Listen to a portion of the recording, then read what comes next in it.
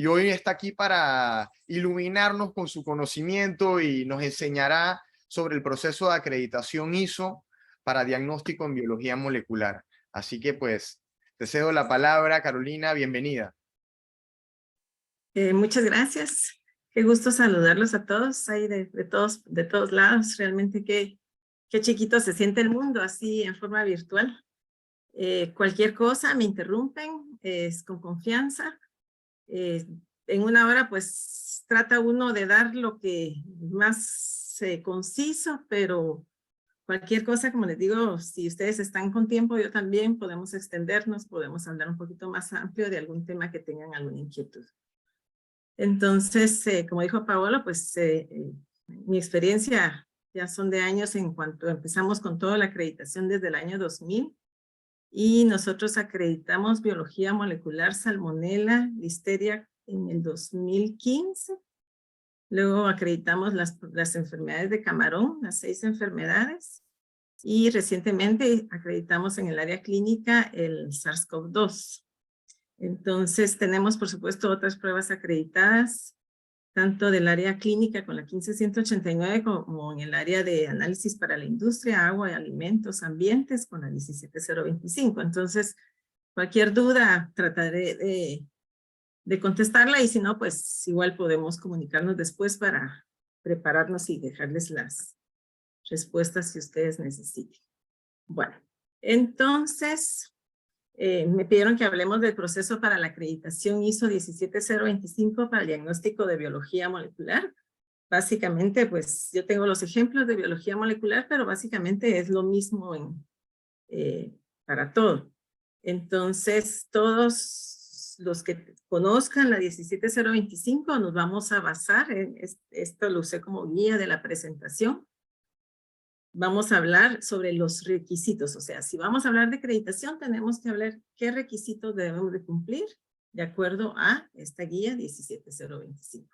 Vamos a hablar, es un proceso, es decir, qué hacemos, cómo lo hacemos y cómo lo evidenciamos para la acreditación, es decir, para evidenciar nuestro desempeño técnico. Ese es el concepto de acreditación. Estoy segura que todos los que aquí trabajamos hacemos las cosas bien hechas, pero al tener la acreditación, tenemos el reconocimiento de nuestro desempeño técnico. Entonces, por eso tenemos que tener todo bien documentado y todos los registros que evidencian nuestro cumplimiento. La ISO 17, pues son los requisitos generales para la competencia, palabra clave, de los laboratorios de ensayo. Y es un sistema, es una norma general, o sea, sistema de gestión implementada para dirigir y controlar todo. Pensemos todo, es decir, todas las actividades de gestión, pensemos administrativos y operativos, provisión de recursos, habla de procesos, y entonces aquí les puse yo procesos preanalíticos, analíticos y postanalíticos. Y lo más importante, la mejora continua. Les comento, soy auditora de la Oficina Guatemalteca de Acreditación desde el 2005, ya he puesto no conformidades por falta de evidencia de mejora continua. Cuando hablamos de controlamos, aseguramos la calidad, cuando hablamos de gestión, es la mejora continua. Es este ciclo que todos conocemos muy bien. Entonces, si hoy tienen un coeficiente de variación de 5, digamos, el año entrante, si no ampliaron alcance, equipo nuevo, competencias mejores, o sea, se tiene que evidenciar la mejora continua. Es algo cambiante, algo en movimiento, no estático. Cuando hablamos de la 17025, yo siempre pienso en estos 5 capítulos importantes. Tenemos los 3 introductorios, pero debemos de cumplir los requisitos generales que habla, y es bien importante este punto cuando se audita lo que es la confidencialidad e imparcialidad, incluso pide específicamente riesgos. Ahora en esta norma, como recordarán, ya no hay acciones preventivas, pues ya no se habla, pero análisis de riesgos. Dice la norma lo que el laboratorio decida. Entonces, hay unos laboratorios que lo hacen bien complejo y otros que hacen un análisis de riesgos que yo digo, uy, esto falta. Pero al final dice lo que el laboratorio decida. Eso sí, El siguiente año tiene que mejorarse, tiene que fortalecerse, tiene que ampliarse. Pero es bien estricto en el análisis de riesgos relacionados con la imparcialidad. Entonces hablamos sobre los requisitos de la estructura, quiénes somos, nuestra entidad legal, el nombramiento del responsable, todo lo que vamos a necesitar, recursos, es decir, que necesito, personal competente, instalaciones adecuadas, equipamiento adecuado, ya vamos a entrar un poquito más de detalle. ¿Qué es lo que hacemos? Acuérdense que cuando hablamos de proceso es qué, que va asociado de procedimientos, que es el cómo, y por supuesto todos los requisitos del sistema de gestión. La versión anterior hablaba con más detalle todos los requisitos del sistema de gestión. En este caso, esta versión 2017 es muy, siento yo, cuando habla de lo puramente de control de documentos, auditorías. Entonces, cuando habla aquí las referencias normativas, tenemos que entrar, tenemos que conocerlas porque nos van a auditar y nos van a preguntar. Es decir, cuando hablemos de auditorías internas, vamos a tener que conocer la 19.011. Cuando hablemos de control de documentos, y así tenemos que conocer todas las guías de apoyo. Porque en este caso, la información no es muy amplia. Entonces, tenemos que apoyarnos en estas referencias normativas. Cuando hablamos a mí me gusta esta diapositiva que la cambio, le cambio forma y le cambio cada color, porque habla, bueno, el proceso que ya todos ustedes conocen, que es un proceso, conjunto de actividades interrelacionadas o que interactúan, las cuales transforman entradas y salidas. Pero lo que más me gusta es ¿qué transforma? Las intenciones, es decir, todos los que estamos aquí, todos los que están aquí acompañándonos tienen la intención, si no es que ya lograron la acreditación, transforman las intenciones en una acción. Es decir, yo quiero, yo lo hago. Entonces, ¿cómo lo vamos a hacer? Pues conozco la norma, vamos a leerla, ya está accesible. Verifico qué falta por hacer. Acuérdense que cuando vemos sistemas de gestión nunca voy a decir qué no tengo hecho. ¿Qué me falta por hacer? ¿Qué me falta por mejorar? ¿Qué me falta por revisar? Para ver que cumpla de acuerdo a lo que dice la norma. Entonces, aquí vamos a empezar. Conozco la norma. ¿Qué me falta por hacer? Esta definición igual, procedimiento. Todo lo que me falta por hacer, tengo que escribir. ¿Se acuerdan? Dice, lo que hago está escrito y lo que está escrito es como lo hago. Entonces, tenemos que desarrollar todos nuestros procedimientos como ustedes decidan hacerlos. La norma solo dice que tenemos que tener de nuestros procedimientos, de nuestros documentos, de todas las actividades que van a desarrollar. Bien importante, por ejemplo, cuando trabajamos en el laboratorio, muchos métodos de laboratorio ya tienen instructivos que cumplen con una norma ISO. Si ese procedimiento propio, yo le llamo el inserto del reactivo, del análisis, cumple con los requisitos de la norma, lo pueden usar. No tienen que escribir un nuevo procedimiento de cómo realizar un análisis específico. Yo en muchos casos, en química de aguas, uso el inserto. Y en mis procedimientos de control de documentos, eso digo. No voy a volver a escribir otro procedimiento, si no, me vuelvo loca. Uso el inserto ya que cumple con los requisitos de la norma, mi personal lo entiende, está en el idioma que se entiende. Entonces, uno tiene que optimizar recursos. Acuérdense que esto también es sistema de gestión. Hacerlo todo bien hecho, evidenciarlo, pero optimizando recursos. Entre este es nuestro tiempo, no solo dinero. Entonces, toda la documentación que necesitamos, ya sea procedimientos, instructivos, como quieran llamarlos. ¿Cómo lo hacemos? Y por supuesto, ¿cómo lo evidenciamos? Es decir, todos los registros. La 17025 habla en el capítulo de procesos, registros técnicos. Pero luego el capítulo 8 vuelve a hablar registros, que son los registros de gestión de calidad. Yo en mi sistema hablo de registros, no tengo dos procedimientos. Otra vez, optimizar. Pero sí hago la aclaración, los registros técnicos, cómo se deben de llenarlos, cómo los archivo, dónde los guardo, si son digitales, etc. Entonces, importante todo lo que vamos a hacer, lo vamos a escribir y vamos a evidenciar todo. Es decir, muchas veces uno dice, mi decir es, me pongo yo misma la soga al cuello. Yo no sé qué dichos tienen ustedes en cada país, pero si yo digo que voy a escribir con lapicero rojo, tengo que escribir con lapicero rojo. Entonces hay que tener cuidado, no hay que ser tan estricto. Por ejemplo, mi procedimiento dice, tiene que cumplir tal bosquejo, pero si yo quiero cambiar para resaltar, por ejemplo, uso letra 14 o 12 o 10, pero si yo quiero resaltar algo, puedo usar una letra diferente. Entonces, al final, no, hay que cuidarse de no atarse uno.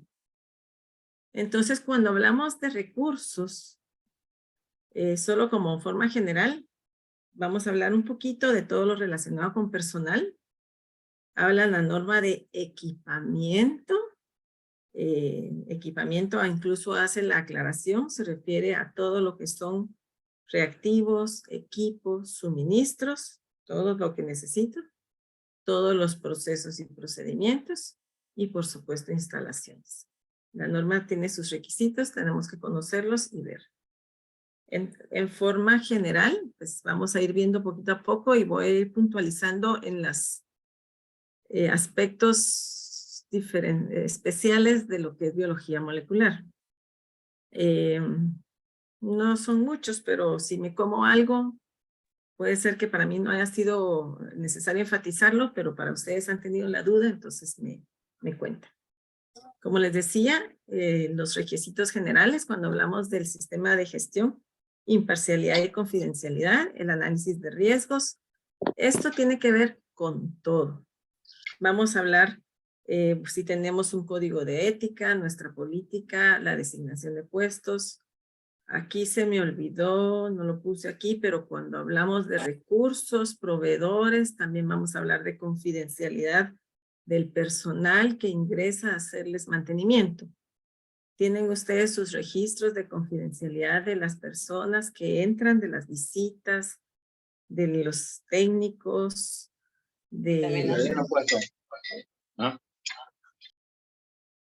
Entonces, o sea, acuérdense que todos estos 5 capítulos están interrelacionados. Entonces, aquí vamos a hablar confidencialidad e imparcialidad, riesgos. Luego, cuando hablamos de requisitos de la estructura, aquí tienen que cumplir todo lo que es de ley en su país para estar debidamente habilitados, su entidad legal, identificar al personal con responsabilidad de la dirección. Entonces, en esta versión 2017, la norma no pide un manual de calidad. El manual de calidad es el documento maestro. A mí, personalmente, me gusta, pero ya he auditado varios laboratorios que no tienen un manual de calidad, pero entonces tienen que esquematizar su control de documentos de tal forma que todos estén interrelacionados, como se hace normalmente es con un mapa de procesos. Pero de alguna forma entonces tienen que tener su declaración de conformidad con la norma ISO 17025. ¿Qué quiere decir esto? La política, yo me comprometo con. Antes hablaba política de calidad firmada por, ahorita no lo dice así, lo dice declaración de conformidad, es decir, de cumplimiento. O sea, el capítulo 4, facilísimo, si se dan cuenta para cumplirlo, no es nada de que nos estén pidiendo del otro mundo, requisitos de estructura tampoco.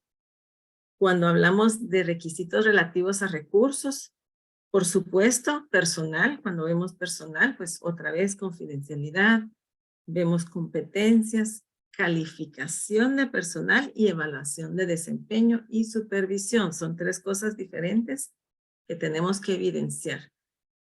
Calificamos al personal, qué criterios vamos a utilizar, cada cuánto, cómo vamos a evaluar su desempeño, su competencia también habla,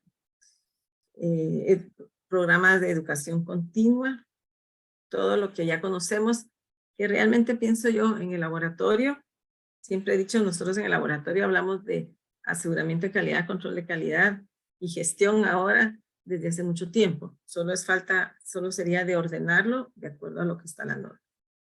Pide todo lo relacionado con instalaciones y condiciones ambientales. En este caso, todo lo que es biología molecular tiene aspectos muy críticos e importantes. Nosotros, por ejemplo, tenemos un procedimiento específico de limpieza y de las instalaciones del área de biología molecular.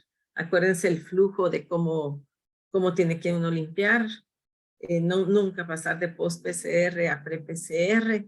Si es personal de limpieza, ya sea de la misma empresa o institución o externo, la capacitación de que le enseñaron que no es solo barrer y trapear, es cómo hacerlo en esa área específica. ¿Qué soluciones se utilizan? Inhibidores, qué no inhibidores, soluciones, lo que ustedes decidan que usar, cómo usarlo.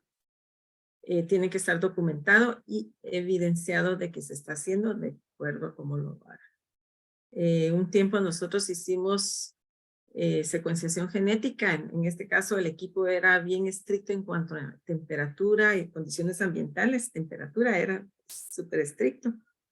Entonces el registro y mantenimiento de esas temperaturas. Algo especial de instalaciones, básicamente eso.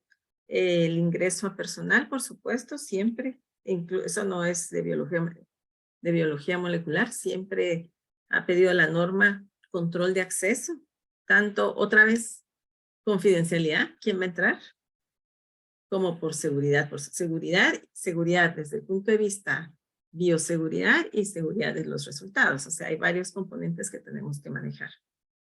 Equipamiento, pues ya les comenté, el equipo de biología molecular. Antes, la fotita que les puse por ahí era un equipo molestoso, diría yo. Nosotros ahora los equipos que vienen ahora de PCR tiempo real, o si es PCR convencional, el gel es más complejo, pero no es que sea difícil. El equipo que tenemos ahora es cero mantenimiento. Cuando yo primero hice la auditoría interna al personal de biología molecular, le digo, demuéstrenme que el proveedor dice cero mantenimiento. Entonces al final pusieron limpieza, pues, o sea, ahora el equipamiento y el equipo ya no es tan complejo como antes. Aquí les resalté trazabilidad meteorológica. Si estuviéramos ahorita presencial, yo le miraría la cara y les preguntaría, ¿cómo me evidenciarían ustedes la trazabilidad meteorológica? Pero como no les puedo preguntar, ustedes me van a preguntar a mí. Acuérdense, el concepto de trazabilidad meteorológica es las comparaciones para yo evidenciar que mis resultados son comparables a nivel internacional. Es decir, si yo reporto una presencia, es presencia en otro lado, o si es cuantificación y reporto una concentración en unidades o en copias, es lo mismo aquí, que es lo mismo allá. O sea, la trazabilidad es la comparación con materiales de referencia para demostrar que yo tengo resultados comparables a nivel internacional. Ese es el concepto general. ¿Cómo evidenciarían ustedes la trazabilidad en biología molecular? Bueno, ¿alguien quiere hablar? Yo voy a ver. Igual, me interrumpo. Cuando hablamos de trazabilidad a nivel de biología molecular, por supuesto, primero es las secuencias, los primers y las ondas. Cuando hablamos de camarón, tenemos que cumplir con la secuencia, o sea, el primer tiene que tener la secuencia de el OIE. O si hablamos nosotros que acreditamos el SARS-CoV-2, ¿qué secuencia, qué primer estoy usando? A veces hay material de referencia certificado, realmente no es fácil encontrar. Entonces la norma dice, pues si no hay, busquen otra forma. Otra forma podría ser comparaciones interlaboratorios también, las ensayos de aptitud. O sea, hay diferentes formas de evidenciar, es un sí o sí. En Guatemala la política de la Oficina Guatemalteca de Acreditación es que tienen que evidenciar la trazabilidad y los ensayos de aptitud es una opción y antes de acreditarse tienen que tener por lo menos una participación satisfactoria en ensayos de aptitud y se puede utilizar. Por supuesto que haya ensayos de aptitud que hayan laboratorios de diferentes partes del mundo, ¿verdad? Nosotros ahorita estamos por acreditar una prueba de virus en tomate y chile pimiento, no hemos podido evidenciarlo. Entonces todavía no hemos podido solicitar la acreditación, porque por supuesto nos van a decir que no. Ese es un punto crítico del reconocimiento a través de la acreditación internacional. Y los productos y servicios suministrados externamente, aquí vamos a hablar, por supuesto, de todos nuestros proveedores, evaluación evaluación de competencias de los proveedores. Por ejemplo, crítico, los proveedores que nos dan servicios de mantenimiento y calibración tienen que cumplir la 17025. Y si no, demostrar que tienen un sistema de gestión. ¿Cómo me evidenciarían ustedes que el proveedor de mantenimiento o calibración de sus equipos cumple? Los tendrían ustedes que ir a auditar. Si ellos no tienen una acreditación ISO, entonces ustedes tienen que programar, hacer su pequeña auditoría y hacer una visita y cumplir y ver qué pide la norma. Es decir, quienes nos brindan el servicio, por un lado, la compra de productos dice, le debemos de especificar al proveedor exactamente cuáles son nuestros requisitos de calidad. Después dice, debemos verificar al recibir el producto si cumplió estos requisitos de calidad. Habla en este capítulo también de los proveedores de ensayos de aptitud. Habla de los proveedores de servicio de mantenimiento y calibración. Entonces, este capítulo es bien importante, no es difícil de cumplir, solo es leer con detalle lo que quiere. ¿Por qué? Entonces, aquí les tenía esta diapositiva de trazabilidad metrológica, hablaba de material de referencia, los certificados de las, por ejemplo, nosotros ahorita, pues se mandan a hacer los primers, a una empresa, entonces les pedimos su certificado con la secuencia de nucleótidos para evidenciar que ese... Ay, ¿qué me pasó? No sé si fue. Una consultita hasta que se coloquen las diapositivas. Ya terminó, espérenme un segundito. No sé qué pasó.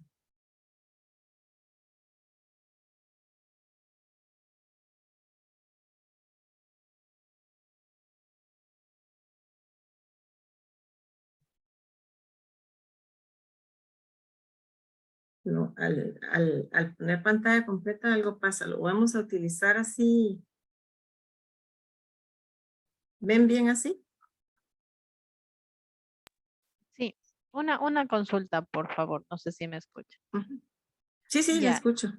cuando menciona lo de la trazabilidad en una prueba molecular, ¿no es cierto? Estamos conversando acerca de los primers. Si yo quiero desarrollar una estrategia en mi laboratorio, primero tengo que tener los certificados de las secuencias de los primers y para garantizar esa universalidad de la capacidad de ese primer de detectar mi molécula blanco, debería presentar también un análisis de secuencias en el BLAST o no sé, eso se me ocurre a mí para demostrar esa trazabilidad, porque como hace un momento mencionó que deben ser primers del OIE, entonces si yo desarrollo una prueba in-house, ¿cómo hago esa verificación de la trazabilidad? Eso es bien importante, vamos a hablar eso cuando hablemos de métodos, pero vamos a hablar cuál es la diferencia entre verificación y validación.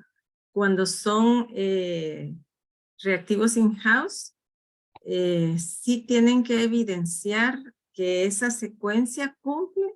Bueno, el OIE lo mencioné, no es un debe, no, yo ahorita, perdón, fue error mío, no es un debe, depende del cliente. Nosotros, por ejemplo, teníamos que cumplir OIE por el cliente, pero sí dice la norma que uno debe referirse a los métodos reconocidos, si se puede, en este caso en nuestro OIE, pero no es un debe.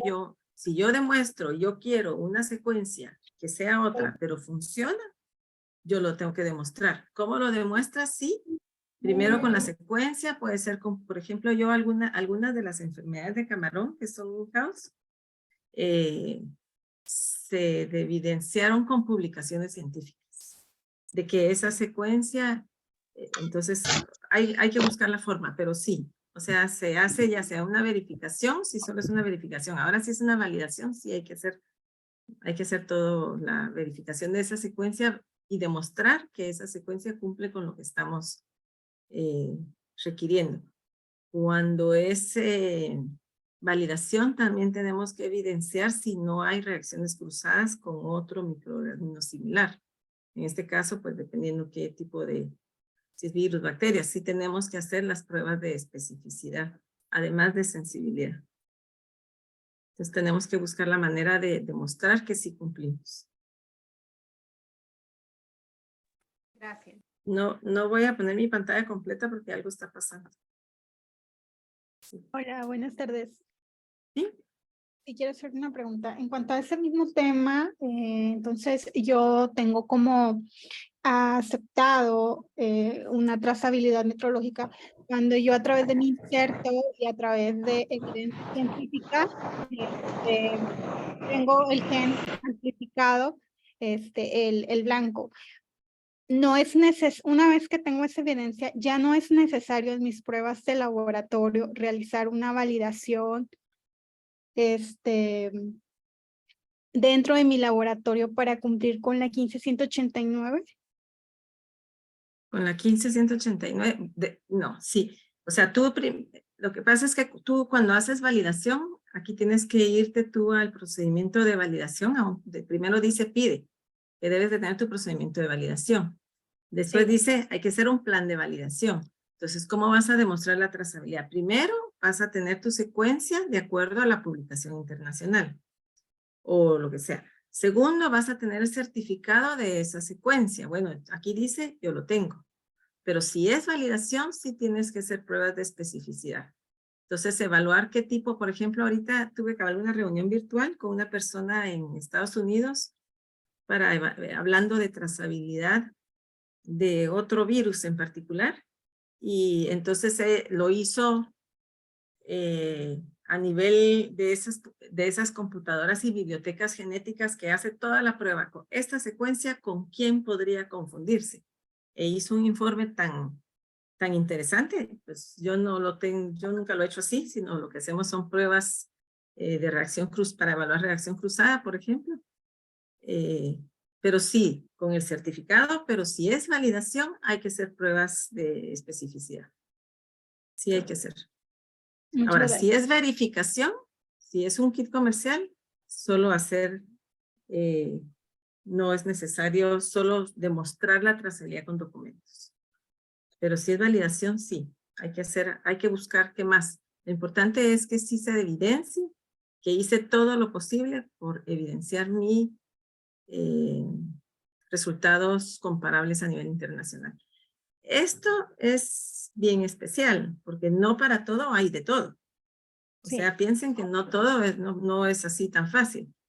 Entonces, ahorita tú me puedes estar hablando y es un virus nuevo, raro, especial, y no vas a encontrar nada. Okay. Entonces, o sea, depende. Pero si dices, busqué y no encontré, por lo menos yo si fuera tu auditora, me prepararía y buscaría antes de ir a hacer la auditoría para ver si es cierto que no hay. O te pediría que me evidencies que no hay materiales de referencia, que no pudiste hacer ninguna pruebas de reacción cruzada por tal X o Y razón. O sea, la norma también permite hasta donde sea posible, dice. O sea, no es tan debe, yo tengo que ser sí o sí. Claro. O sea, es muy abierta en cuanto a lo que podamos hacer. Excelente. Muchísimas gracias. ¿Sí? Vale. Bueno, entonces por eso les resalté trazabilidad, es lo que uno siempre piensa que voy a hacer con trazabilidad. Bueno, cuando hablamos de procesos, pues estos son los 11 numerales que tiene la norma. Solicitudes, ofertas y contratos, es casi lo mismo que tenía la versión anterior. Demostrar mi competencia al momento de ofertar servicios de acuerdo a la solicitud. Eso yo estoy segura que conocen que pide la norma. Aquí crítico es cómo evidencio que tengo la capacidad de dar ese servicio. A mí ahorita me auditaron y casi que estuvo algo como incómoda con el auditor porque él quería que yo le hiciera un análisis estadístico o matemático o lo que fuera para demostrar mis competencias. Entonces, ¿cuántas pruebas puedo hacer al día? En cuanto a, entonces le digo, no es lo mismo usted que tiene experiencia en un ingenio y puedo decir cuánto cada muestra de azúcar, por decir algo, a nosotros que tenemos muestras tan diversas, tan variables, que no puedo decir, no puedo hacer ese análisis matemático. Entonces, ¿cómo demuestro que tengo la competencia? Pues todo mi procedimiento de competencias del personal, de registros, etc. Lo importante es que evidenciar cómo demuestro que tengo la competencia, que puedo brindar el servicio que estoy ofreciendo. En este caso, aquí está en métodos de ensayo, es donde habla sobre selección del método. Aquí tengo una diapositiva solo para esto. ¿Qué método voy a seleccionar? ¿Lo voy a validar o lo voy a verificar? Ahorita vamos a entrar en detalle porque aquí tengo una diapositiva. Cuando habla de muestreo, habla de planes de muestreo, de estadística, para tener una muestra significativa. Y cuando hablamos de toma de muestra, hablamos en el capítulo 4, manipulación del ítem de ensayo. Aquí habla luego los registros técnicos. Ahorita vamos a ampliar un poquito estos temas. Incertidumbre. Aquí hay aspectos muy importantes. Todo lo que es aseguramiento de calidad, el informe de resultados. La norma solo es verificar qué pide la norma, cumplirlo. Cómo manejar las quejas. Acuérdense de que es todo el procedimiento de darle seguimiento, el análisis de causa, el notificar al cliente que su queja está dándole seguimiento. La norma pide, se debe notificar al cliente. Entonces, ustedes tienen una queja, le tienen que notificar. ¿Qué les voy a pedir yo como auditor? ¿Cómo les notificaron? Le mandé un correo. ¿Quiero ver su correo? Entonces, ¿qué le dijo? ¿Cómo le dio seguimiento? ¿La cerró? ¿No la cerró? ¿Qué hizo al respecto? O sea, no, se tienen que documentar. Les digo la verdad, cuando uno hace auditoría y me dicen, no tengo ni una queja, no les creo, pero no puedo hacer nada. Quejas pueden ser siempre, es importante documentarlas como oportunidades de mejora. El trabajo no conforme, nosotros en nuestro procedimiento lo tenemos junto, se manejan igual. En este caso, afectó al cliente en trabajo no conforme, nosotros lo detectamos, algo que no está de acuerdo al procedimiento. Puede ser que no sea malo, equivocado, un error. Simplemente no está de acuerdo al procedimiento a lo que yo establecí. Y gestión de la información, que en estos tiempos es crítico, crítico, crítico. Yo a veces cuando son laboratorios que ya tienen más de 1 o 2 años en sistema de gestión, empiezo por el gestión de la información. Acuérdense que ahora todos es sistemas, copias de seguridad, el control de acceso, el rastreo de la información, rastreabilidad o trazabilidad le llaman también a los cambios en la información. Si tienen registros técnicos, ¿cómo hacen para ver que no se cambiaron? Por ejemplo, ahora nosotros probamos el Google Forms para unas cosas y ahí todos los cambios se rastrean. Entonces funcionó bien. Tiene sus pros y sus contras. Un Excel, no mucho, porque cómo me evidencian que si tomaron una temperatura en una hoja de Excel de 30 grados, no le pusieron 29, por decir algo. Entonces, todo esto es evidencia, rastreo. Con respecto a estos puntos, tengo aquí, cuando habla de selección, entonces, fíjense que nosotros nos auditamos la primera vez en el 2005, pero pensemos 2011, el área industrial. Primera vez en estos 11 años, hasta el año pasado, que el auditor me preguntó, evidéncieme los criterios que usó para seleccionar el método. Yo le digo, no, la norma dice selección y verificación, ¿en base a qué? Yo lo seleccioné en el 2011, le digo, ¿quiere registro de 2011? La verdad es que no los tenía ordenados, pero la norma no decía ordenados. Entonces, acuérdense que tienen que conocer ustedes y estar listos, porque hay auditores de auditores. No debe suceder. Los auditores de sistemas ISO en general, pues están formados, están homologados, pero puede pasar. Aquí hablamos de verificación de métodos, que era lo que les hablaba, y validación. Dice, el laboratorio debe verificar que puede llevar a cabo apropiadamente los métodos antes de utilizarlos, asegurando que se puede lograr el desempeño requerido. Aquí hay 2 palabras críticas. Lograr el desempeño requerido. Quiere decir que cuando ustedes me digan, yo sí cumplo, les voy a decir en base a qué. ¿Cuál es su criterio? quién lo publicó, de dónde se sacó ese criterio. Es decir, tengo un 5% de error. Ah, estoy bien. ¿En base a qué usted dijo 5%? Por decir algo. Porque habla en base al desempeño requerido, es decir, un criterio de decisión sustentable. Importante, este es solo una breve resumen cuando hablamos de los métodos de PCR cualitativos. Básicamente, si es verificación, solo hacen una prueba de sensibilidad. En este caso es bien crítico por la concentración mínima detectable para no reportar falsos negativos, perdón.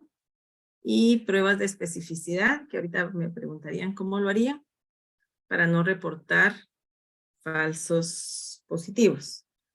En métodos cuantitativos, pues ahí sí tenemos que hacer toda la estadística de exactitud, precisión, el error total.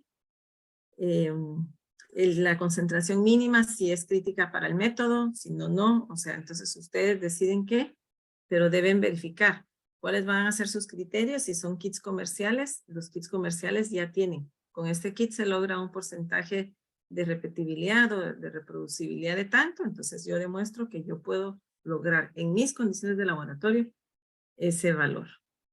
Con esto va de la mano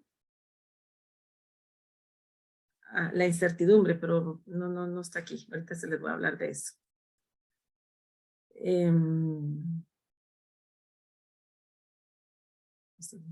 Cuando hablamos de muestreo, ya platicamos, habla sobre planes de muestreo. ¿Cómo garantizo que mi muestra es representativa? A veces hacemos estadística, a veces no, pero la norma sí es rotunda cuando dice, tengo que, en el momento de muestreo, tengo que tener mi plan de muestreo. Entonces, por lo menos sí tienen que tener qué tipo de muestra, cómo van a muestrear y llevarla en el momento de toma de muestra. O sea, si, a menos que ustedes digan, mi acreditación no incluye muestreo. Que hay laboratorios que dicen, no, mi acreditación empieza desde que yo recibo la muestra del laboratorio. Los que muestrean son los médicos en las granjas, etc. Y luego el manejo del ensayo. Entonces aquí garantizar que la muestra sea representativa. Aspectos críticos en biología molecular, el método de extracción. Ahorita hay métodos, unos muy buenos, otros no tan buenos. Nosotros tuvimos un poquito de problema, ya no, con todos esos métodos de extracción automatizados cuando empezó. Realmente ahora ya está todo en su punto. Demostrar que nuestros métodos de extracción son eficientes, la estabilidad de la muestra, las temperaturas de almacenamiento. Acuérdense si son ARN, cuánto tiempo las voy a manejar, se van a transportar, no se van a transportar, etc. Dependiendo qué estén ustedes detectando, así tienen que evidenciar que su muestra, si está dentro del alcance de acreditación, cumple los requisitos de calidad. Cuando hablamos siempre de procesos, se acuerda que pedía incertidumbre. Todos saben el concepto de incertidumbre. Yo lo asocio, y es más, les digo, yo lo tengo en mi procedimiento de aseguramiento de calidad. La incertidumbre se calcula, son todos los factores de riesgo, podemos decir, factores de duda, factores que pueden afectar nuestro resultado. Aquí les tengo una diapositiva después de los diferentes métodos de ensayo, pero básicamente cuando hablamos de incertidumbre vamos a evaluar fuentes de error, por supuesto para detectar las oportunidades de mejora y cómo los voy a mantener bajo control. Incertidumbre de muestreo, si no, hay una norma, una guía para calcular incertidumbre de muestreo muy interesante. Las incertidumbres que aportan los equipos de medición. La incertidumbre que aporta el mesurándum, eso es bien importante. No, el mesurándum se acuerda que es el analito que estamos midiendo, la molécula que estamos midiendo.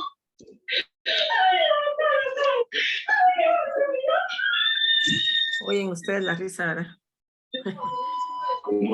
La incertidumbre que aporta la matriz, los interferentes, por ejemplo, en microbiología de alimentos, nosotros hacemos salmonella listeria, en alimentos, también hacemos otras, pero básicamente esa.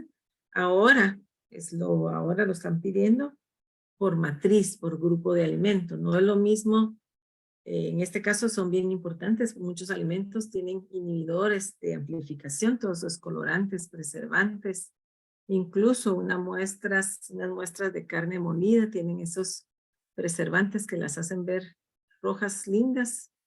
Salieron toda la microbiología y todo inhibido. Entonces hay que tener cuidado todos estos inhibidores de la amplificación. Y otra vez la incertidumbre de las condiciones de la muestra. Aquí les tengo esto que es bien importante. Bueno, para ampliar un poquito de aseguramiento de calidad, la norma pide, por supuesto, control interno. Lo que ustedes, por ejemplo, el valor del CT. Pueden en PCR tiempo real, pueden graficar y ver tendencias.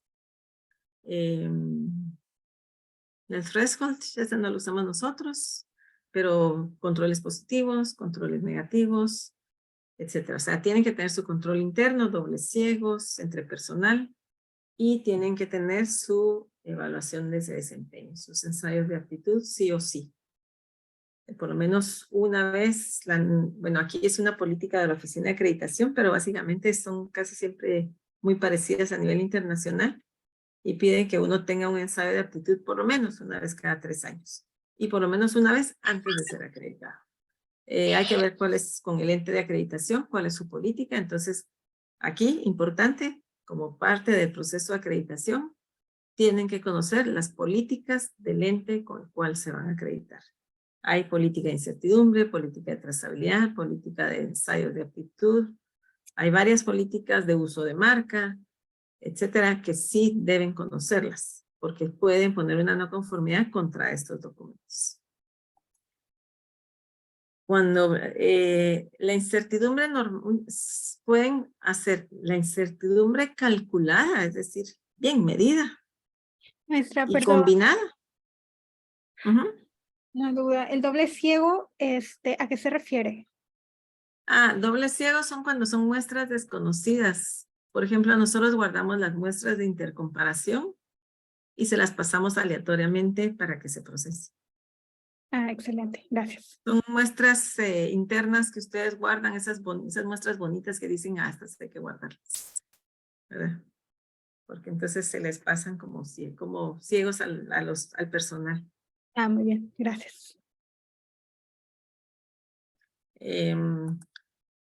Cuando hablamos de incertidumbre se utilizan, yo por lo menos, bueno, dice la norma, cálculo o estimación. Ahorita, cabal en esta auditoría, si me hubieran oído, peleé con el auditor. O sea, a pesar de que uno dice que se la sabe, pero mentira. Pide cálculo de incertidumbre. Entonces le digo, es que el cálculo de incertidumbre a mí no me aporta mayor valor y la norma permite una estimación de incertidumbre. Entonces, si es un método cuantitativo, podemos utilizar el valor cuantitativo de los controles por repetibilidad o reproducibilidad. ¿Se acuerdan de los términos? Yo uso reproducibilidad porque ahí están involucrados todos los posibles errores. Si ustedes en condiciones de reproducibilidad tienen un valor aceptable según su criterio, es lo peor que pueden estar. Es decir, ya cambiaron personal, ya cambiaron lotes de reactivos, condiciones. Entonces, si bajo esas condiciones tan variantes aún están dentro de los criterios de aceptación, excelente. No tienen por qué hacer un cálculo de incertidumbre combinada, exacta, precisa, donde miden la balanza, la micropipeta, etc. Si quieren, sí. Cuando las incertidumbres son altas y quieren ver quién aporta esa incertidumbre grande para poderla mejorar. Pero yo les digo la verdad, lo hice hace muchos años, lo hago para algunas pruebas, pero me gusta, es suficiente la incertidumbre calculada con repetibilidad o reproducibilidad. ¿Cómo lo hago en biología molecular? La verdad que la mayoría de los métodos de biología molecular son cualitativos, pero ahí está un concepto que quiero que pongan atención. Son métodos cualitativos, o sea, un positivo, negativo, presencia, ausencia, basado en un valor numérico. Porque yo digo, si es un tiempo real, yo digo, bueno, un CT mayor de 35 es positivo, menor de 35 es negativo. Entonces quiere decir que mi valor que estoy reportando está basado en este valor. Yo puedo hacer un valor, dice la norma, estimar, aproximar, evaluar cuáles son, cómo puede afectar estas decisiones. Entonces nosotros tabulamos este valor de CT. Otro pueden ser si tienen un IPC. Por ejemplo, hay muchos métodos que tienen su IPC, su control interno de amplificación. También es un buen parámetro. Son datos de estimación de incertidumbre. La norma sí lo pide y las políticas de los entes de acreditación casi siempre lo reafirman. Es un valor muy importante que sí. Cuando son puramente métodos cualitativos, como sería un PCR convencional en gel, pues dice la norma, si no se puede calcular, bueno, por lo menos detecten, registren, evalúan, controlen y mejoren las fuentes de error. Entonces tienen que hacer un listado, ver todas las fuentes de error y cómo van a tenerlas bajo control. ¿Qué es esto? Es un análisis de riesgos. Yo veo mis posibles riesgos, mis posibles causas. Lo pueden hacer con matriz de riesgos o lo pueden hacer como una tablita, como ustedes quieran. Y por supuesto los métodos cuantitativos lo vamos a calcular o estimar, ya con el valor. La norma pide, no sé si ustedes se acuerdan, la regla de decisión. En biología molecular la aplico o no la aplico. La regla de decisión, ¿se acuerdan que habla sobre si el valor de incertidumbre que yo calculo mi incertidumbre, y esa incertidumbre la traslado a mis muestras, ese es mi valor de duda, mi valor de variación. Por ejemplo, ahorita todos los que trabajaron COVID, SARS-CoV-2, después salieron publicaciones de OMS, los falsos positivos, que eran por la alta sensibilidad del PCR. Eran todos aquellos que tenían CTs de 35, 34.8, incertidumbre, 35 es positivo, pero no tiene clínica, es positivo o no es positivo. Al principio, nosotros reportábamos positivo y teníamos las quejas de los clientes que decían, a mí usted me reportó positivo, pero en otro lado me reportó negativo. Sí, pero mi método tiene una sensibilidad de una copia. ¿Con qué método me está comparando? Pero a medida que cambió y maduramos y conocimos todo lo del SARS-CoV-2, ya dijeron, no, los 35 mejor, son positivos a nivel de detección viral, pero son negativos a nivel clínico. A eso se refiere esta regla de decisión. ¿Cómo van a utilizar ustedes ese valor de incertidumbre para decidir un resultado positivo, negativo, presencia, ausencia, aceptado, rechazado? Claro.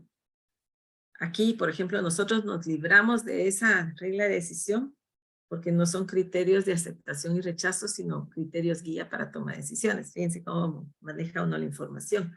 En el área, esta regla de decisión se puede aceptar mucho, depende de qué tipo de laboratorio sea. Nosotros en el área médica, clínica, veterinaria, lo que sea, se va a guiar por todo lo demás información. Pero lo más importante que quiero que ustedes piensen cuando lean esa regla de decisión está basado en la incertidumbre. ¿Cómo afecta mi incertidumbre si yo tengo un 200? El 200 es mi punto de corte, pero mi incertidumbre es 200 más menos 10. Voy a reportar que se rechaza o no se rechaza. ¿Qué voy a hacer? A nosotros nos ha tocado muchas veces. Lo que se hace también, dependiendo qué tipo de muestra, qué tipo de cliente, qué tipo de decisión sea, se juntan con el cliente y toman una decisión. Entonces yo voy a decir, si tengo un 200 y mi incertidumbre es más o menos, lo voy a reportar como rechazado, no aceptado, o si es solo buenas prácticas, si es una guía de control, pues lo acepto como aceptado. Ustedes deciden, pero lo tienen que escribir y en la auditoría les van a preguntar qué aplican como regla de decisión. Bueno, por ejemplo, hay laboratorios que auditados dicen, nosotros no usamos porque solo son guías para los médicos, por decir. Pero tienen que entender que esto va de la mano con esto. Por supuesto, todo lo control interno. Bien importante, todo hay que hacerle tendencias, seguimiento. Dice la norma, ver qué tendencias hay, qué comportamientos. Hay que pensar cuando solo son positivos o negativos, CTs, podemos hacer curvas. Si solo tienen positivo o negativo, pues tal vez no se puede hacer una tendencia, pero sí tienen que hacer un análisis de comportamiento de sus resultados. Y discutirlos con el personal, que es bien importante, también lo dice la norma. Y por último, pues todo lo que es los requisitos del sistema de gestión. Entonces, todos los que tenemos implementados los métodos, ISO 9000, 17025, 15189, pues básicamente es lo mismo, qué documentación, su control de documentos, registros. Vieron que hablaba de registros técnicos y aquí habla otra vez registros. Sí hay un capítulo especial de acciones para abordar riesgos y oportunidades. Es decir, sí tienen que tener en su matriz de riesgos una columna o en algún lado cuáles son sus oportunidades de mejora y su plan de acción para implementar esas oportunidades. Cuando ustedes hacen un análisis de riesgos, cómo los van a controlar, cómo los van a mitigar, cómo los van a eliminar si se fuera posible, qué oportunidades de mejora, todo eso lo tienen que tener en su matriz. No tiene que ser muy compleja, tiene que ser algo que se sientan ustedes cómodos. Esta capacitación la he dado yo varias veces. A veces veo unas matrices muy complejas. ¿Qué información les da? Piensen optimizar recursos, la información que sea útil. La mejora, también un capítulo de mejora, acciones correctivas, ya saben ustedes qué son las acciones correctivas. Todo lo que es, no hay que confundirla con las correcciones o acciones reparadoras. Seguido se ven. Una acción correctiva previene que vuelva a suceder. Es decir, tienen que buscar la raíz, causa raíz, las auditorías internas y las revisiones por la dirección. Entonces, cuando hablamos de documentación, pues cómo se elaboran, con quiénes son responsables, quiénes lo autorizan, cada cuánto se revisan y cuánto se actualizan. Por ejemplo, si se ponen cada año, es demasiado, son nuevos los documentos, tal vez vale la pena, pero el año pasa rapidísimo. Un laboratorio que audité una vez puso cada 5 años, sentí muy largo, pero me demostró que era bueno. Yo creo que no sé qué está pasando, si soy yo o qué, pero no, que ahorita entró una rayita por ahí. ¿Cómo los controlo? ¿Cómo controlo los formularios? El manual de calidad. Que les decía, esta versión 2017 no pide manual de calidad, pero sí hace y es estricto y dice, y he puesto no conformidades con respecto, tienen que referenciar todos los procesos y procedimientos. Tienen que ser una matriz de documentos. Es decir, ahorita me generan ustedes un formulario de control de temperaturas. Bueno, eso está muy fácil. Un formulario, algo nuevo, lo tiene en algún procedimiento, tiene que hacer referencia a él. Es decir, todo tiene que haber una matriz de documentos.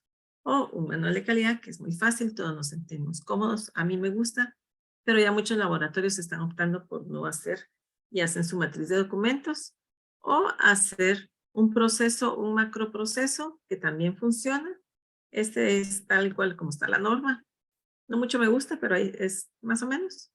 Y hacen, en cada cuadrito tienen que poner, referenciar todos sus procedimientos. Ustedes referencian al procedimiento y dentro del procedimiento hacen referencia al formulario. No tienen que escribir, sino hacen una cadena de rastreo de documentos. Entonces, ya vimos que nos pide la norma. Ya vimos qué tengo. Yo antes hacía aquella línea de tiempo. ¿Qué tengo? ¿Qué me falta para hacer? Mi plan de acción. Mi delegación de responsabilidades, quién va a hacer qué, voy a hacer todos mis documentos, voy a hacer la norma 10.011,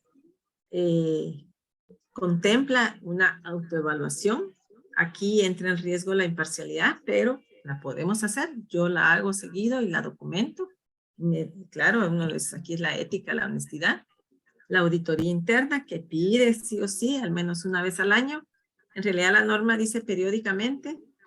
Uno no puede dejar la palabra periódicamente. Ustedes establecen cada cuánto Pero luego viene la política del ente de acreditación, que en Guatemala es así, estoy segura que en nuestros países también, al menos una auditoría al año.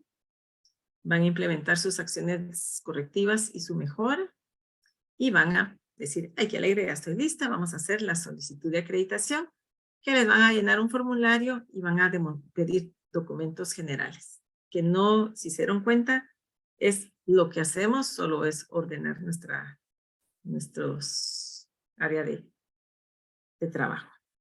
Viene la oficina de acreditación, el ente de acreditación, nos va a hacer nuestra auditoría de tercera parte. ¿Se acuerdan de las auditorías de primera, segunda y tercera parte?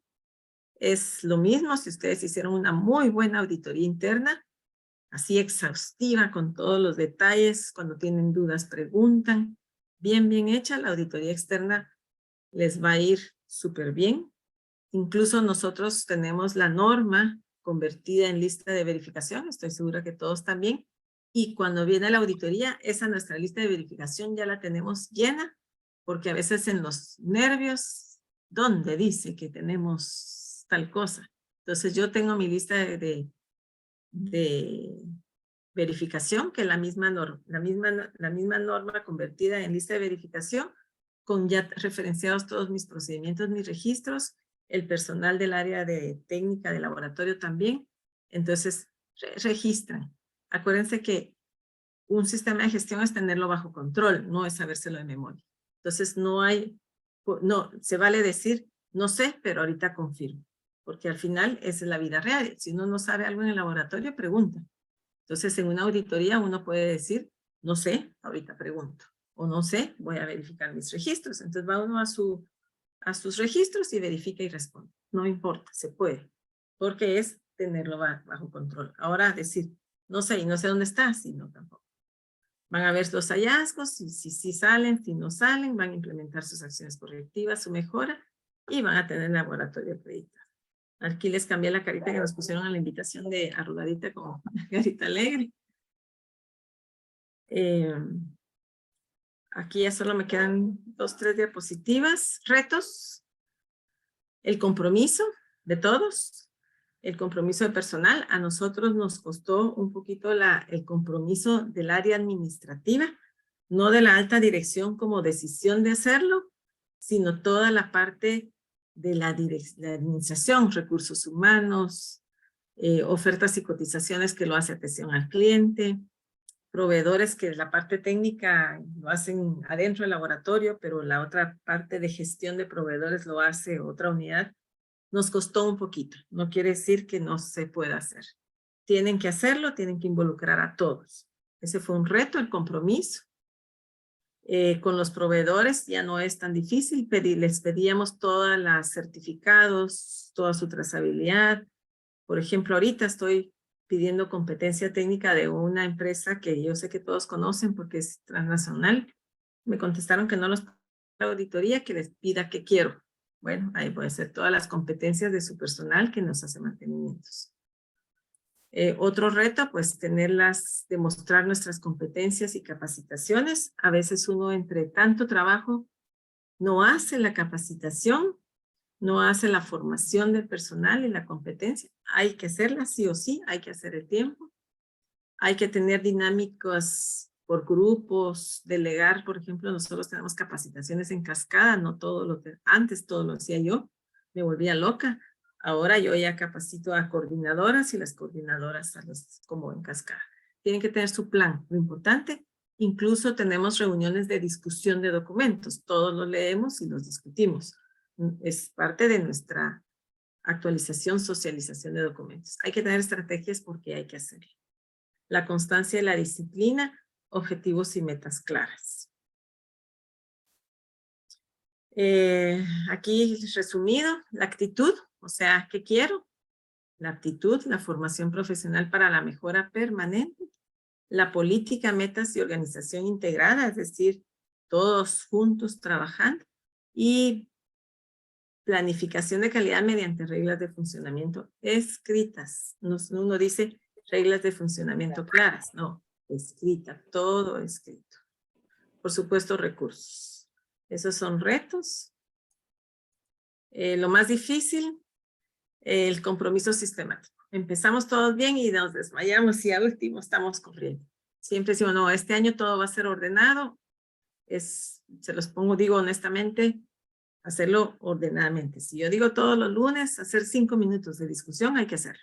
Hay que tener la disciplina, porque después uno está corriendo. Logros al final, pues qué alegre, ya terminamos. Nunca se termina, siempre es la mejora, la constancia, mantenerlo. Dice, actualmente si un laboratorio desea operar en el mercado, únicamente debe cumplir con requisitos legales como patentes, licencias. O sea, si quisiéramos estar así, bueno. Ahora, si deseamos potencializar nuestros servicios y competir con nivel empresarial, competir con los grandes, se debe lograr el reconocimiento de calidad internacional. Esta fue, yo le pregunté a mi administrador, al director administrativo, qué pensaba de la acreditación. Estas fueron sus palabras. Yo no pienso comercialmente, yo soy de técnica, de laboratorio, digamos. Mi mente me gusta trabajar dentro del laboratorio. Pero es bien importante este concepto. O sea, si queremos competir con los grandes, si queremos estar a la altura, pues tenemos que tener sí o sí, tenemos que tener este reconocimiento de calidad internacional. No es difícil, solo es constancia, decisión. Entonces dice, la acreditación es una estrategia para lograr la mejora continua, es invertir en la confianza de nuestros clientes y es dar seguridad y certeza de los resultados del laboratorio. Es buscar la excelencia en calidad y servicio. Otro concepto de oportunidad es la acreditación requiere compromiso. Ya dijimos, el proceso es ponerlo en acción de toda la empresa, liderazgo para innovar y desarrollar un sistema que permita controlar los procesos de manera integral y que sea dinámico para adaptarse al crecimiento de la empresa y a los constantes cambios del mercado. Si no, ahorita todos sufrimos lo que fue la pandemia. Salió en AGEXPORT quienes hicieron sus riesgos financieros. No tenemos riesgos financieros. Riesgos de que todo el personal se enfermara y no pudiéramos cumplir. Pues, cuánta cosa sale. O sea, tenemos que estar constantes. Y por eso se habla de gestión. Yo cuando pienso en gestión, pienso en el ciclo de Deming, mejora continua, pienso en una rueda que está rodando, cambiando, y así es un sistema de gestión. Entonces, por eso digo, nunca terminamos. Alcanzar la acreditación de los métodos es fomentar la cultura de mejora continua, permite identificar nuestras debilidades para convertirlas en fortalezas, nos prepara para estar listos en factores externos, las oportunidades y amenazas. Nos permite aprovechar las oportunidades y convertirlas en crecimiento. Esto, ahora nosotros hablamos riesgo de todo, hasta me hacen a veces chiste ahí, a usted que le gustan los riesgos, o a ti que te gustan los riesgos de tal cosa. Todo es riesgo porque todo es ver qué oportunidad de mejora hay. Aquí es nuestro ciclo de Deming convertido a nuestro, cuando tenemos nuestro sistema de gestión, todos crecemos, todos mejoramos como personas, como profesionales, como familia, como empresa o institución y como país. Entonces piensen que al tener un sistema de gestión acreditado, no solo lo vemos como una optimización de nuestros recursos, porque sí requiere un costo, pero las oportunidades, ganancias son mayores, que si lo valen, no es difícil, solo es trabajar juntos en equipo. Y hasta aquí les tengo. Así es que muchas gracias. Cualquier duda, cualquier inquietud, en cualquier momento, aquí estoy para servirles. Y me pasé 11 minutos, espero que no sea. Muchísimas gracias, doctora. Fue un placer tener esta conversación con usted. No sé si ahora, pues, de nuestros participantes tengan algún tipo de pregunta. Sería un buen momento para que inclusive abran el micrófono, como han hecho otros durante la charla, para que pregunten. Así que adelante. Aquí pusieron, por favor, no traten de escribir sobre la presentación, o sea, no era yo. No era usted, Decía saber que está... alguien sin querer, seguro. Decía, ¿qué está pasando? Aida, adelante.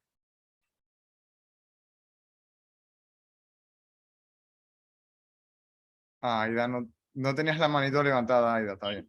Hola, Ok. ¿Qué tal? hola, Hola, ¿quién habla? hola, sí. Mi pregunta era específicamente dos, ¿no? Yo estoy con miras a acreditarme con 2 LA. Ya, tengo PCR convencional. Mis geles que yo los hago deben estar archivados, y la otra, ¿con qué frecuencia? O sea, o en cada corrida debería yo poner mi muestra positiva, muestra negativa, más control negativo y control positivo, que serían los dos que vienen en el kit y, bueno, la muestra certificada. Entonces, no sé si es en cada gel, si los geles deben ir archivados.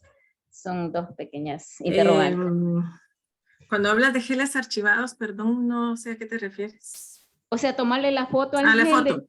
Ajá, y de guardarla. Pues nosotros lo hacemos siempre. Y archivados digital, por ejemplo, cuando hablamos de control de documentos, se tiene que ver cada cuánto, dónde los guardas, cómo los guardas, etcétera.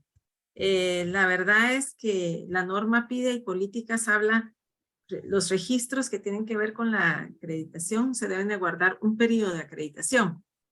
Yo digo, mis registros digitales, pues los guardo, los tengo desde hace muchos años, no los guardo, digo, en mi procedimiento digo 5 años, porque no me quiero ahorcar por cualquier cosa, pero ahí están guardados.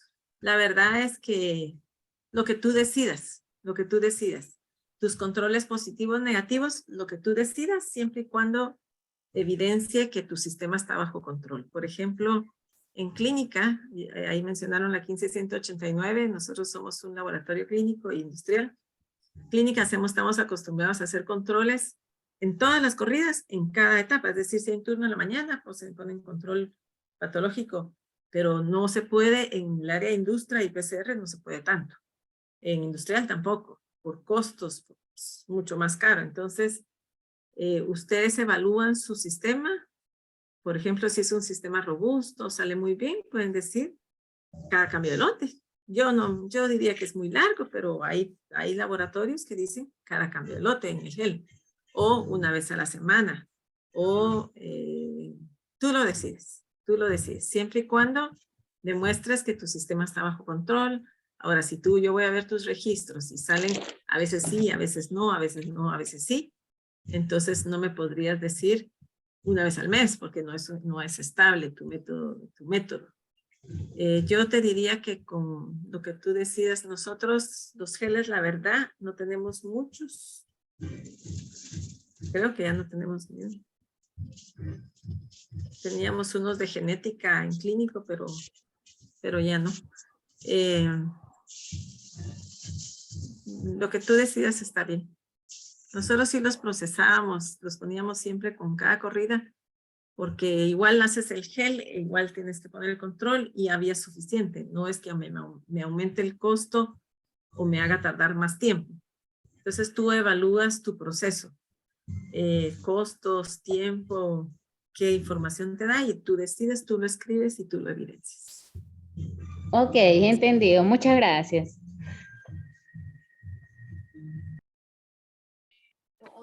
Muchísimas gracias, doctora, por escucharnos. Muy Un satisfactoria gusto. y complementaria para mí. Yo soy Walker Arevalo de Ecuador. Jorge, mucho gusto. Gracias, doctora. Bueno, ¿y quién más tiene otra pregunta? A ver, aprovechemos. Wow. Un efecto así como de fiesta. De eco. Hola. Hola, Doc. ¿Me escucha? Sí, Tenga la escuchamos. bondad. Mi consulta es la siguiente. Desde su experiencia, muchas veces los laboratorios necesitan acreditar primero un procedimiento para luego ofertar el servicio, porque si no, no hay clientes que accedan a esa evaluación, a esa prueba, a ese análisis. De su experiencia, ¿ha usted participado en evaluaciones de laboratorios que no han tenido clientes y que han trabajado un método, han verificado o validado un método?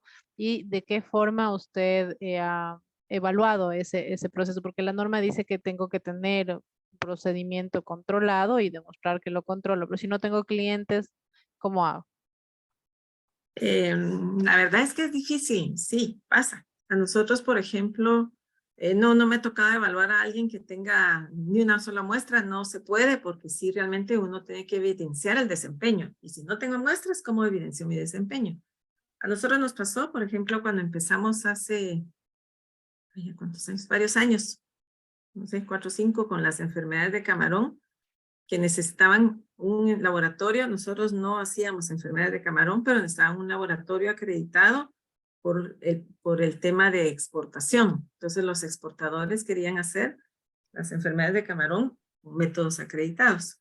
Entonces nosotros, por ya tener biología molecular acreditado, se acercaron a nosotros, estamos en la gremial de exportadores, y nos pidieron que si podíamos implementar las pruebas y acreditarla. Hicimos un plan.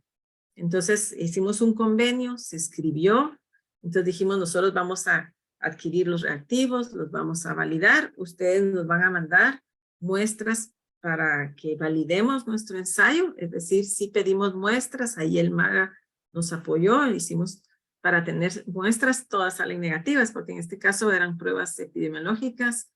Pedimos ayuda a la Universidad de Arizona con las muestras positivas, incluso les cuento que pedimos que uno de nuestras chicas del laboratorio, Gaby, se fuera unos días, se fue 2 semanas allí a la universidad a capacitarse y conocer más, porque realmente era algo nuevo para nosotros.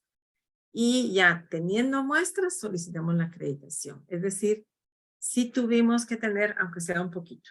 Ahorita lo mismo nos está pasando con este virus para exportadores también, de tomate, virus en tomates y chile pimiento. Entonces ya está validado el método y cabal ahorita, hace 2 semanas, y todavía no ha pasado nada, pero ya dije, bueno, nos tienen que empezar a mandar muestras, porque si no tengo muestras, ¿cómo demuestro que no tengo falsos positivos, que mi sistema está bajo control? Entonces sí hay que tener, aunque sea un poquito de muestras, hay que tener un convenio, porque de 0 no se puede. Por ejemplo, nosotros ahorita en nuestra ampliación de alcance hicimos algunos metales pesados. Teníamos muy pocas muestras porque todas las referíamos a Estados Unidos, pero queríamos implementarlas y acreditarlas para que nos mandaran, porque si no, no nos mandan muestras. Entonces, durante varios meses estuvimos procesando las muestras que mandábamos al extranjero para tener resultados. Entonces, hay que buscar la forma de tener muestras. Sí hay que tener algo. No puedo acreditar algo sin nada, sin información, porque entonces no nos van a dar la acreditación. Nos van a decir, sí, cuando tengan muestras, demuéstreme que cumplen con sus tendencias de control interno, participación en ensayos de aptitud, etcétera. Entonces podemos brindar la acreditación. Tienen que tener que sea un poquito. No digo 1000 muestras, pero sí tienen que tener información. En este caso que les digo de metales pesados, nosotros hicimos 100 muestras, no fue tanto. Y no nos, o sea, funcionó porque no era algo que podíamos tener mucho, además no eran muy baratas que digamos, ¿no? Pero sí hay que tener algún tipo de convenio con un cliente y hacer un poquito de inversión. Antes, cuando empezó todo esto de la acreditación, se valía decir es caro. Ahora incluso hay una publicación de ILAC que dice que uno ya no puede decir que por recursos, por economía, porque es caro, no puedo hacerlo. No se puede, no se puede usar eso como argumento. Hay que hacerlo. Bien.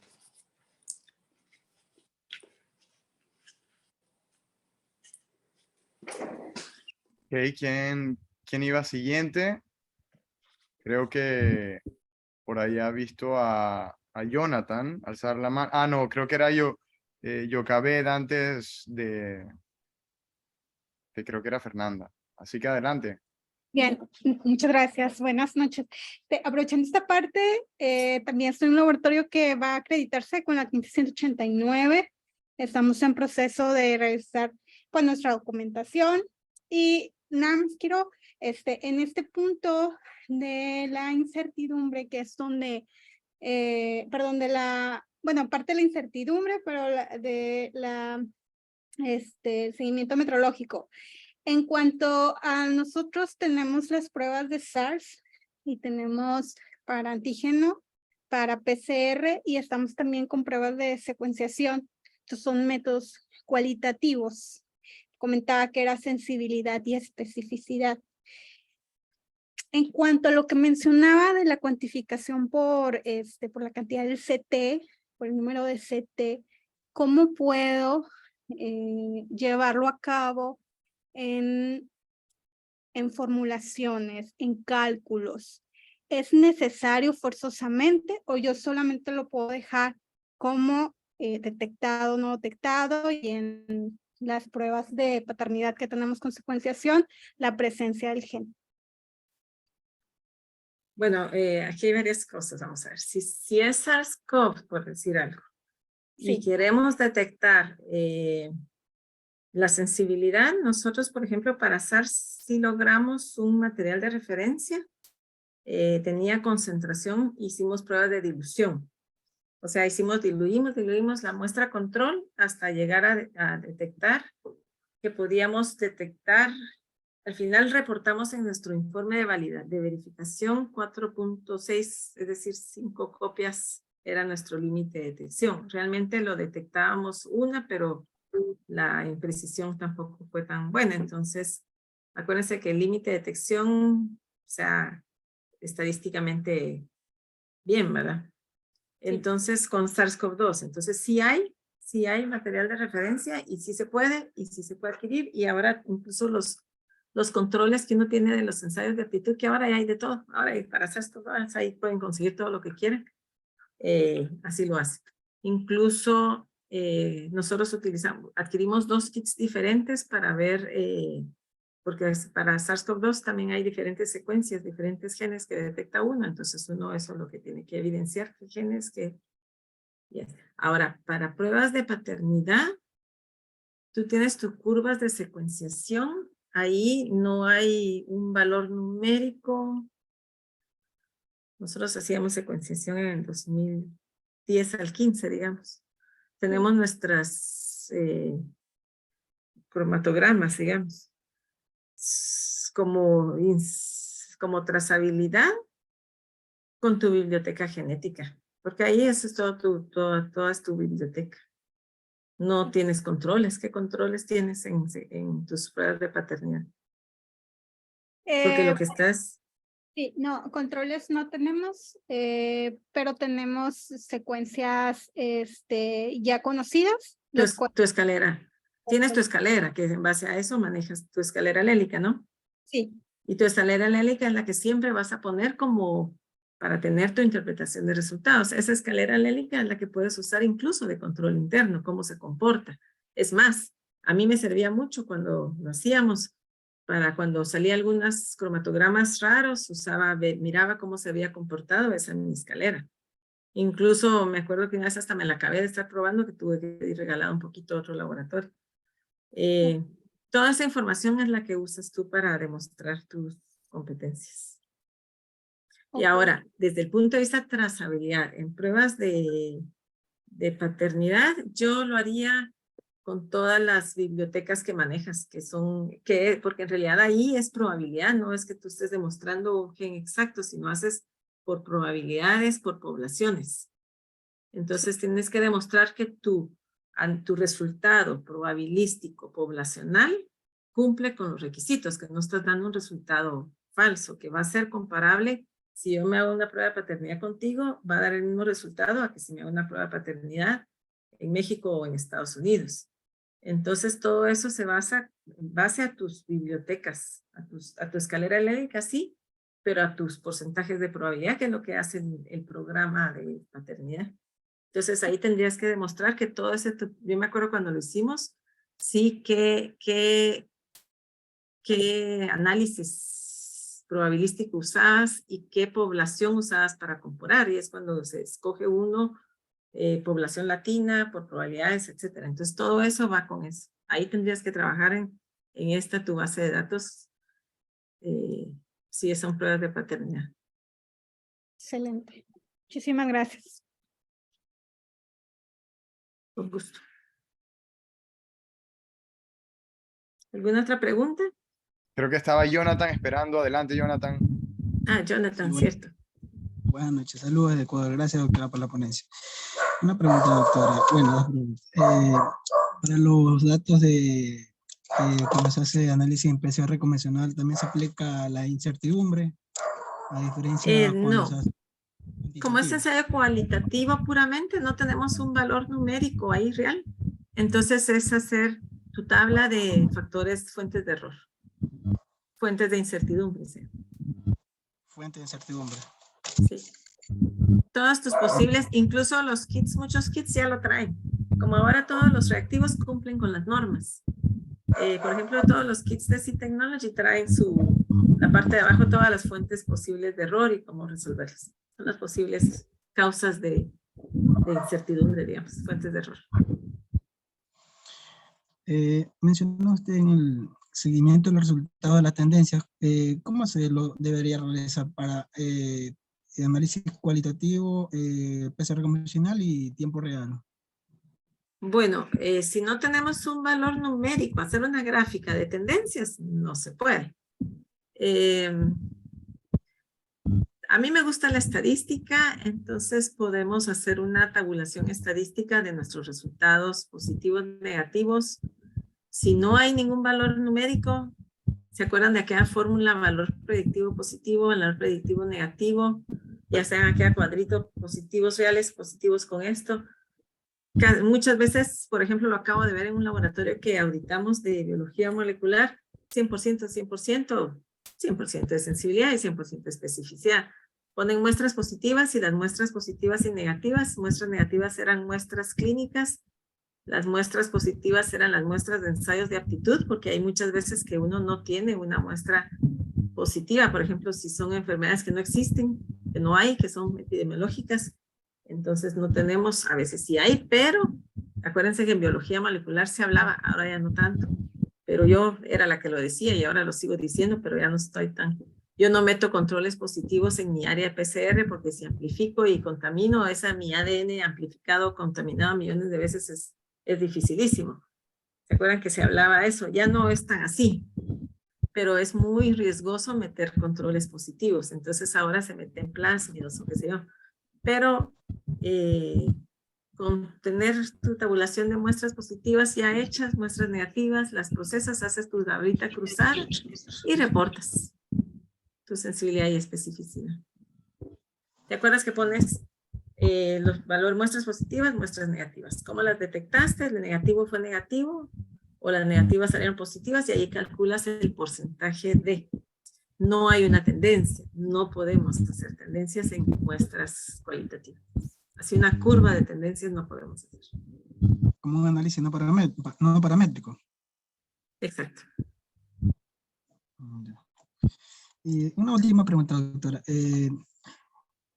Cuando un auditor podría decir qué manera puede asegurar aseguramiento de los resultados en una corrida de PCR convencional solamente con el control negativo de PCR, control de extracción y el control estándar positivo. ¿Se puede decir que de esta manera se garantiza los resultados de esa corrida? ¿O qué más se puede añadir para asegurar dar el aseguramiento de los resultados? Con eso es suficiente. Depende del método, depende de qué tan robusto, depende de qué factores, qué tipo de muestras manejen, porque acuérdense que las muestras, hablamos también que hay muestras que inhiben. Entonces, ¿cómo van a garantizar que sí hubo amplificación? Por ejemplo, el IPC es un control de inhibición, de amplificación, pero en las pruebas de convencionales no tenemos un IPC. Entonces, tener sus controles. La verdad es que, por ejemplo, nosotros aquí lo que hacemos para algunas es tenemos nuestro quantum que medimos concentración de ADN para asegurar que tenemos ADN. Pero luego si hay inhibición de amplificación, ¿cómo aseguramos? Es cuando a veces uno hace en las pruebas de recuperación o contaminan con control positivo una muestra. También. Yo no lo haría de rutina, lo haría más como validación de mi matriz.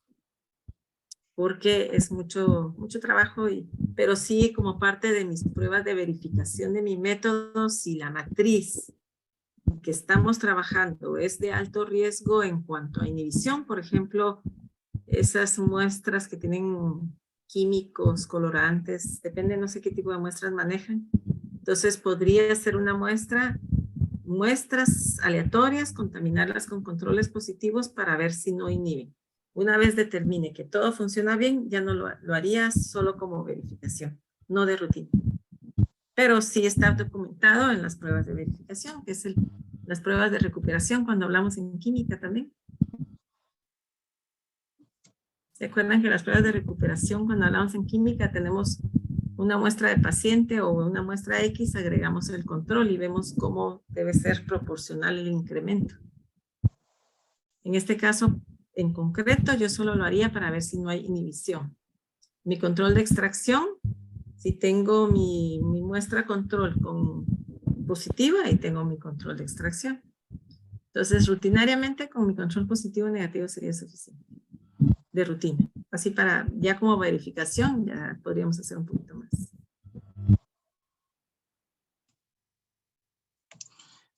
Una última pregunta. Las condiciones ambientales, ¿qué tanto podrían afectar los resultados de un análisis? A pesar que, por decir, la condición ambiental en la cual se trabaja no cumple con el establecido, con el rango establecido, pero sin embargo, los resultados no se ven afectados. O sea, ¿qué tan ¿de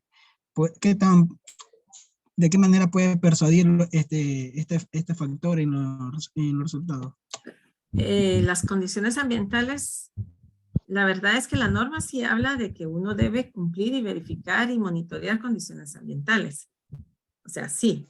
Ahora, por ejemplo, yo reviso mi método de ensayo. Si es un método comercial, va a decir, generalmente va a decir trabajar entre 25 y 35, por decir algo. Yo ahorita revisé un método que decía entre 15 y 70, como que si fuera uno a trabajar a 70 grados centígrados.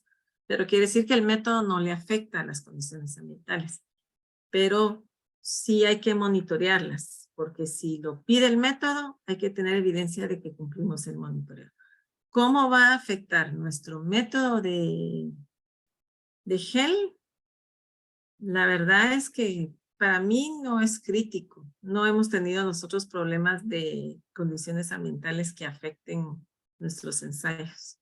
Los monitoreamos porque es necesario como norma, pero no he visto que afecte. Claro, todos tenemos en áreas de biología molecular y ustedes en lugares de calor pues tienen aire acondicionado, entonces menos riesgo hay. Cuando hablamos de secuenciación, me acuerdo que el secuenciador sí era bien estricto con condiciones ambientales. Porcentaje de humedad, si la humedad fuera muy alto, podría afectar el gel, pero yo no creo que ustedes, si tienen condiciones ambientales monitoreadas o acondicionadas, no van a tener porcentaje de humedad que afecten el gel. Entonces no debería de afectar. Que yo sepa, no, pero la verdad es que ahorita pienso que ¿en cuál método es crítico?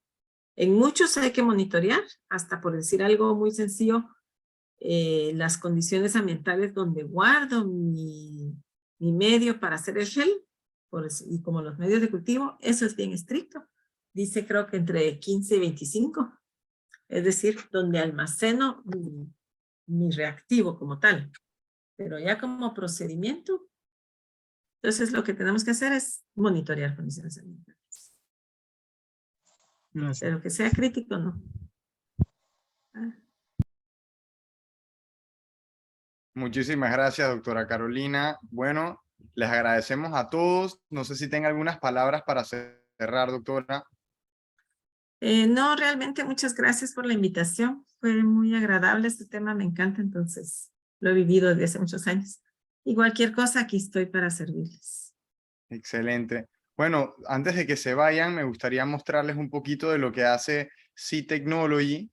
Dejarles saber pues que en C-Technology nos especializamos en evitar pérdidas físicas y económicas al proveer este tipo de equipos, PCRs, tanto portátiles como otras herramientas como extractores automáticos. Y también tenemos reactivos para enfermedades específicas y somos pues capacitadores. Y bueno, pues trabajamos con productores, con clínicos veterinarios, con con laboratoristas que quieran, o más que todo, que no se sientan 100% satisfechos con sus métodos de diagnóstico, y algunos de ellos pues nos han contado cómo se han sentido angustiados al no poder identificar ciertas enfermedades en sus cultivos o pacientes a tiempo, obligándolos pues a tirar dardos al tablero con tratamientos o servicios.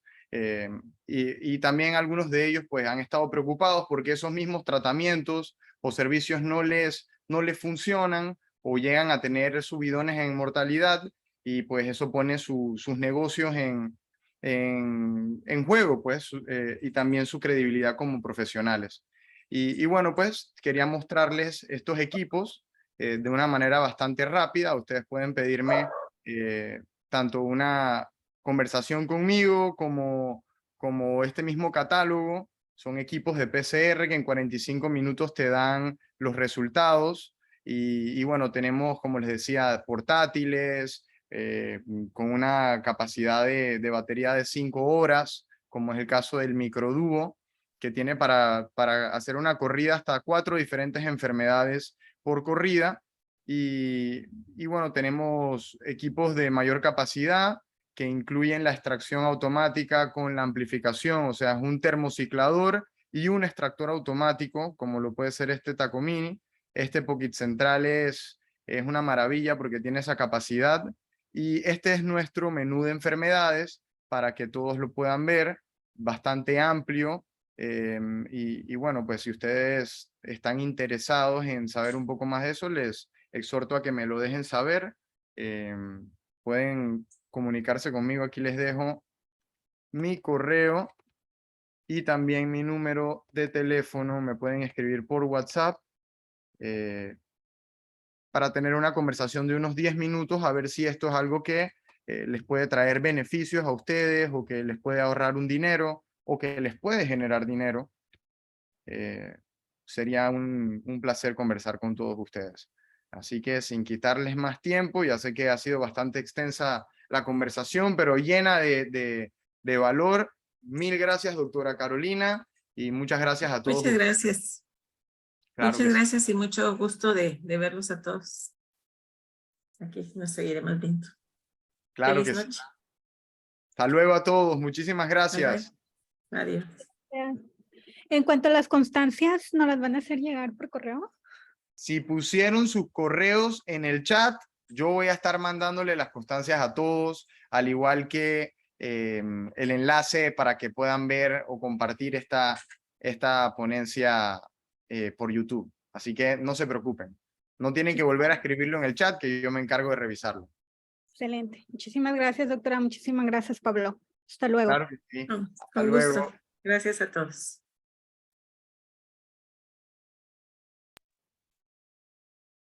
Hasta luego a todos. Que tengan una excelente noche.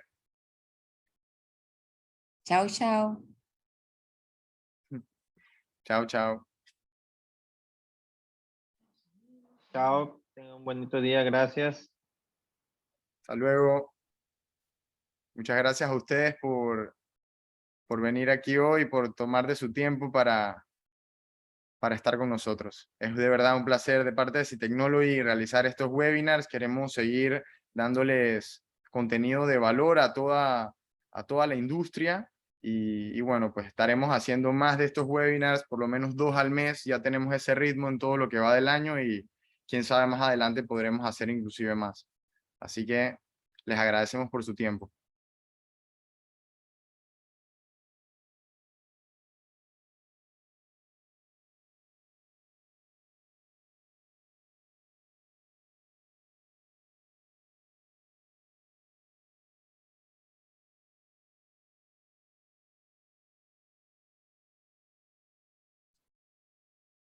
Hasta luego, muchas gracias. Voy cerrando la sesión entonces. Hasta luego.